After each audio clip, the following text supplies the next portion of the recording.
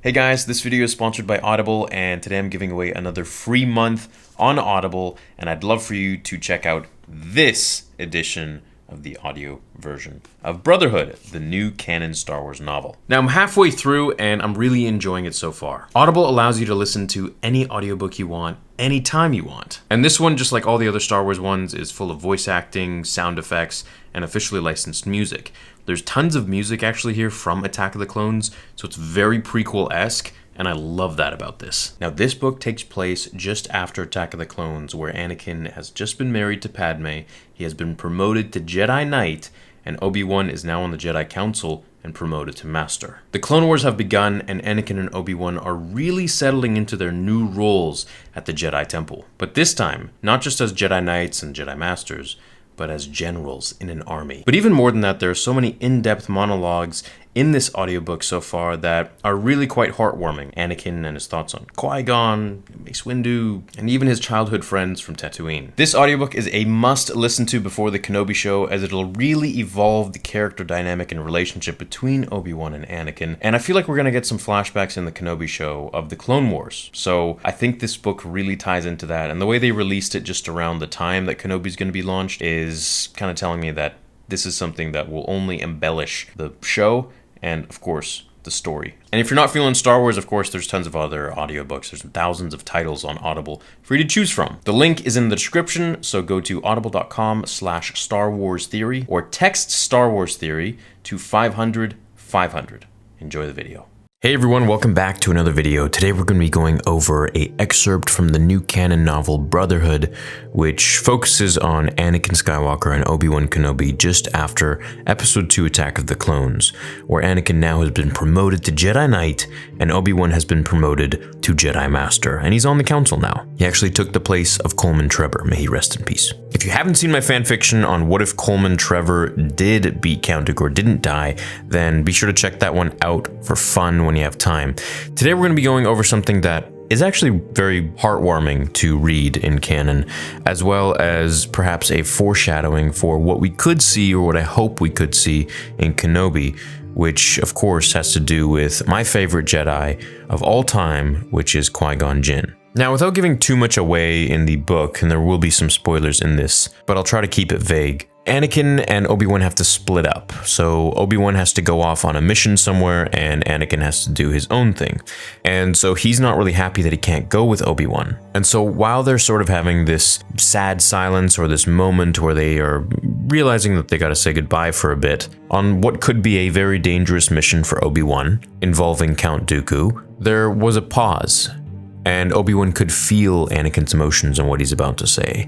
So let's go ahead and read that excerpt from the novel, and then we can discuss it further. Anakin returned the smile, building a bridge between the two, perhaps even a silent acknowledgement of their equal status. At the very least, it cracked the tension. "I wish," he started, before his voice trailed off. Another surge of emotion came, like a wave, but rather than a complex mix of feelings, Obi-Wan sensed, was that regret? "I wish Master Qui-Gon could see us now." Anakin often left Obi-Wan flustered.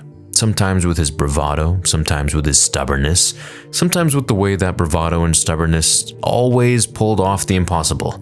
But this came from sheer surprise. Anakin barely mentioned Qui-Gon to Obi-Wan. How much did the slain Jedi Master occupy his thoughts? "I'm sorry, Master, I shouldn't have." "He would be proud of you," Obi-Wan said, a pure sincerity in his voice. Qui-Gon, with such belief that Anakin was the chosen one, whether or not that was true, it was hard to argue with Anakin's accomplishments. "His faith would be rewarded," said Obi-Wan.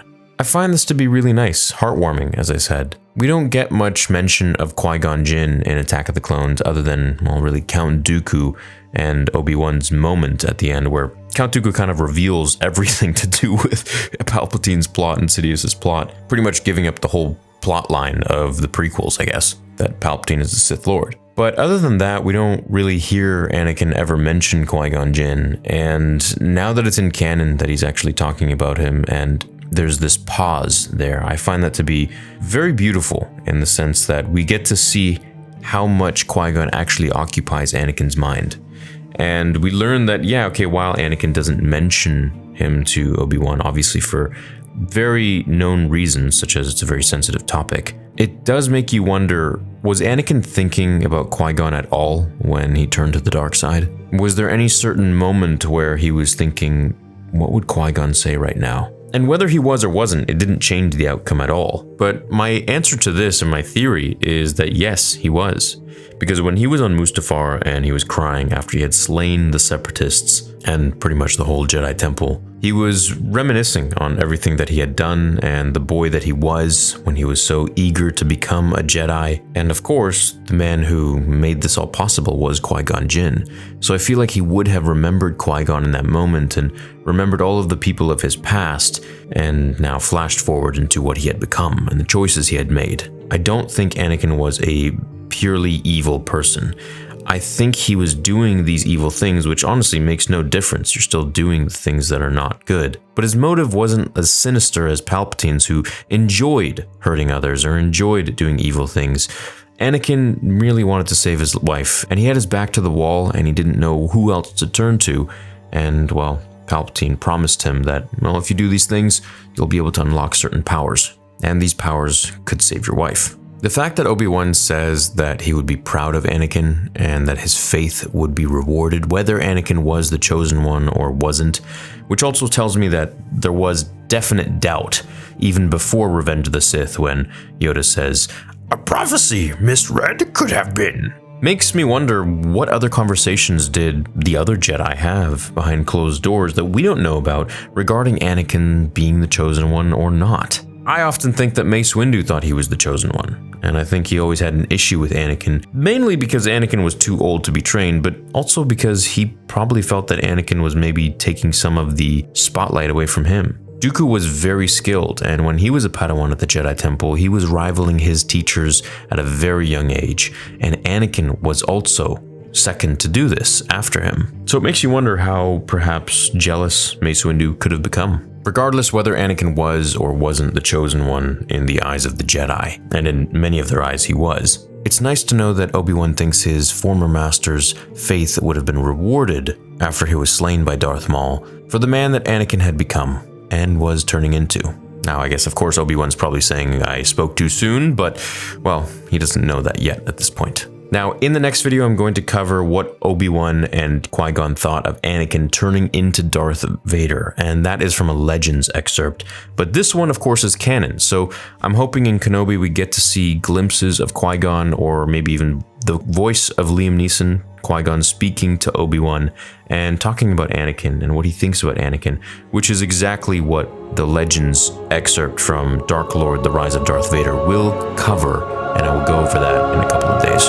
I hope you all enjoyed this video. Leave a like if you did, and I will catch you all in the next one. Until then, remember, my fellow Jedi and Sith friends, the Force will be with you, always.